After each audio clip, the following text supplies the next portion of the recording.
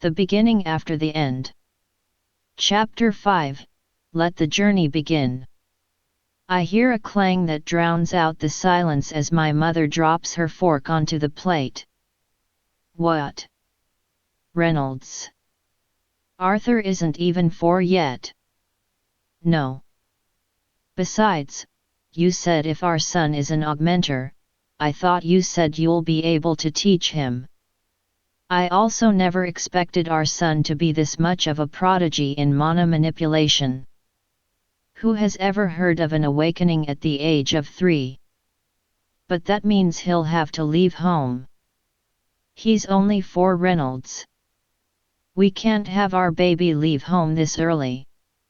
You don't get it. When I observe his body while he meditates, I can't help but feeling all of this is natural for him.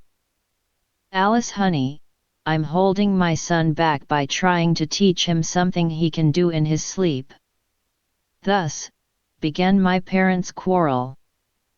They went back and forth, basically repeating their initial points, mother saying I'm too young, father saying they needed to let me reach my full potential blah blah. In the meantime, I was playing a game of war with my food, the peas attacking for the mother empire while the carrots of the father nation desperately defending their land. Finally, my parents settled down and my father asked me, Art, this is concerning you, so you have a say in this as well. How would you feel going to a big city and having a teacher? Fantastic. I applaud the effort for trying to make this fair, but you do realize you're trying to make a 4-year-old make a decision that will ultimately change his life, right? Trying to conclude this little argument, I said, can I at least try meeting some mentors and have them see if I need to be tutored or not? Silence. Did I step on a landmine? Was I not supposed to be this articulate in my sentences at my current age? Are they mad because I didn't choose a side? Having no confidence in keeping a poker face, I looked down and waited for their response. Thankfully, none of my fears were on their minds. My mother finally spoke. Quietly she muttered, "We'll at least formally have his mana core and channels tested. We can figure out what to do from there." As my father nodded in agreement, we began making preparations the next day. When I said what I did last night, I assumed that we'll be going to a nearby town or a city a day away to have me tested by a qualified mage, but boy was I wrong. We were making preparations for a 3-week-long journey. A journey on a carriage pulled by a couple of horses through the F.U.C. King Grand Mountains to a city called Xyrus. A book that I read popped into my mind. I recall reading about a floating city built by an elite organization of conjurers for the sole purpose of housing the most prestigious mage academy. The city was later built around the academy, both the city and the academy named after the leader of the organization, Xyrus. How is it possible to keep a piece of land, hundreds of kilometers long, afloat? Magnetism? Then the land beneath the city will be affected by it. Does the city have its own different gravitational field? Anyway, this journey was going to be long. It's times like these that I wish modern sources of transportation existed. In order to get to the city, we'll have to enter through one of the designated teleportation gate in the Grand Mountains, otherwise, it'll take months traveling across towns to reach the gate below the actual city, which is floating near the border of the kingdom of Sapin and Darv. One reason why my father pushed for us to go on this journey now was because his ex-party members were here and were on their way to the city of Xyrus.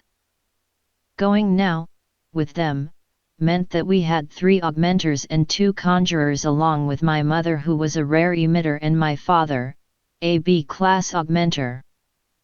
While the mountain range didn't have any mana beasts, there were still the potential dangers from bandits and wild animals. While my mother and father took care of packing all of the necessities, I packed my wooden sword and 2 books, Encyclopedia of Decathlon and Foundations of Mana Manipulation, for the journey. By mid-morning, we were ready to head out. Tying my knapsack, with my books and a couple of snacks, to my back and strapping my wooden sword to my waist, I held my mother's hand and followed my parents to meet their ex-party members. Although I've heard about them from time to time from father, I never visited the home while they were helping rebuild it, so it would be the first time meeting them. The information I learned from my father of the party Twinhorns consisted of Helen Shard, female augmenter specializing in magic archery. Adam Crench, male augmenter whose main weapon is the spear. Jasmine Flamesworth, female augmenter who specializes in speed with dual daggers. Angela Rose, female conjurer specializing in wind magic. Durden Walker, male conjurer specializing in earth magic.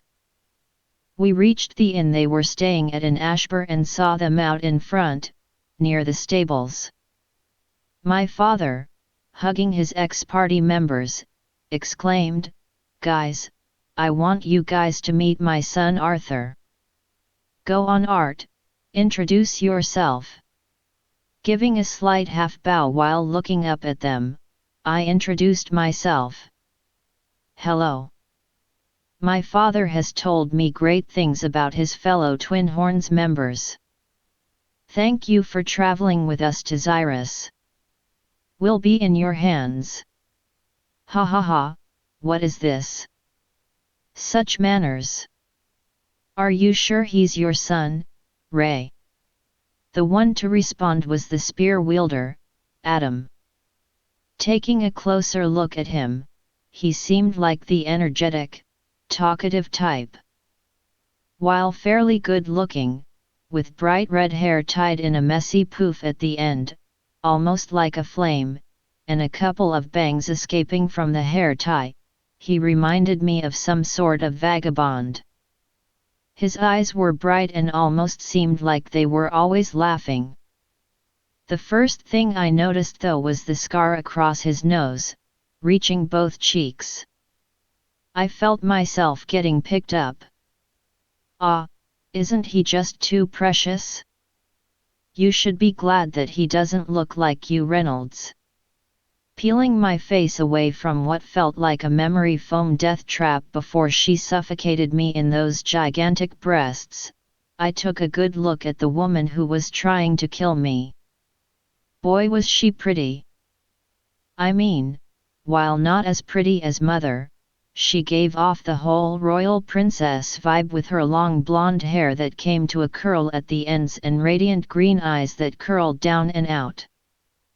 Just as my hands were about to give away and my face about to enter the twin abyssal hills, a strong hand grabs me by my knapsack and takes me away from the well-endowed woman. "Angela, you're hurting him." There I hung, like a kitten being carried by his mother from the scruff of his neck, unable to move. I looked at the giant. Easily passing 2 meters in height with a staff strapped to his back, he put me back on the ground and tidied my clothes gently. A gentle giant. Can I ride on his shoulders the whole way? I looked up at him, my eyes getting bigger and almost sparkling. I feel so safe in his hands. He had very narrow eyes and eyebrows that slanted down, giving him an almost innocent face, compared to his gigantic body.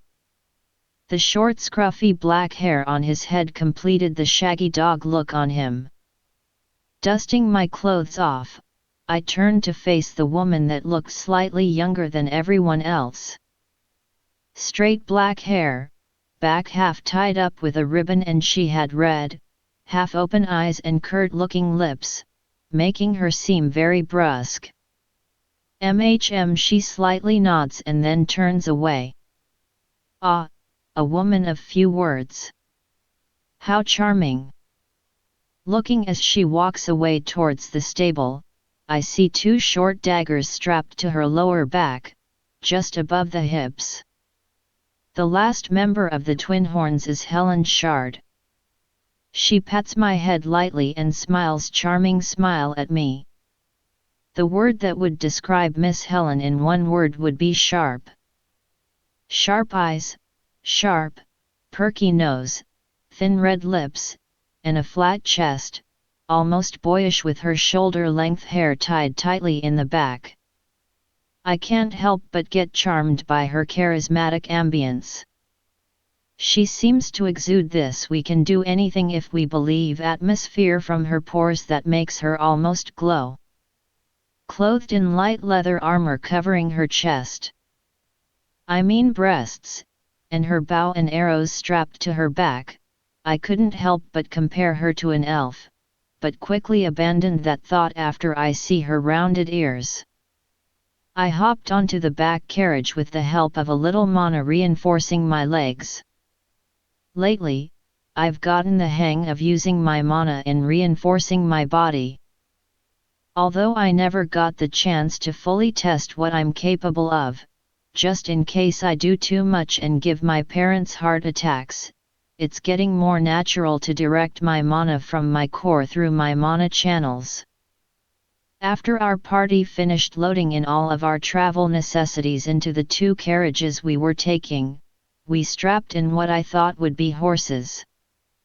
It turns out, this world has domesticated mana beasts called skitters for transportation. These giant lizards with spikes across their backs and powerful claws are D-class monsters that are a lot more efficient to use, and more expensive, than horses when traveling mountain terrain.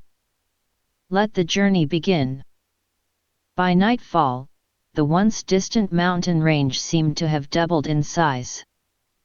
I wonder how big the Grand Mountain Range will be when we reach the foot. I'm excited. We made camp at a small cluster of boulders. Nearby were a lot of scrap wood from fallen branches to use as campfire. One thing I detest about this body is how much sleep I require. I slept most of the way and I still feel a bit sleepy after being awake for a couple of hours. After setting up a couple of tents around the fire, my father and mother began talking to the Twin Horns about old times when Helen sits down next to me and says nonchalantly, "I heard your pops say that you're some kind of genius mage. Is it true you already awakened?" Not knowing how to answer, I just told her the truth. Yes. She began asking me how I felt when I awakened and what color my mana core was.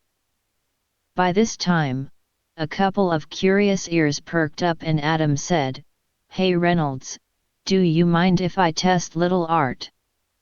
Both my father and mother seemed a little hesitant at first, but trusting their old comrade, my father just said, "All right, but be careful. I haven't had the chance to teach him how to properly fight yet. We've just been doing light strength and mana exercises till now." Adam gets up from his makeshift log seat and looked around until he found a short stick he felt satisfied with. "Come here, kid. Haha, let's see what you're made of." End of chapter 5. Let the journey begin. Please like and share this video. Do not forget to subscribe to this channel and press that notification bell.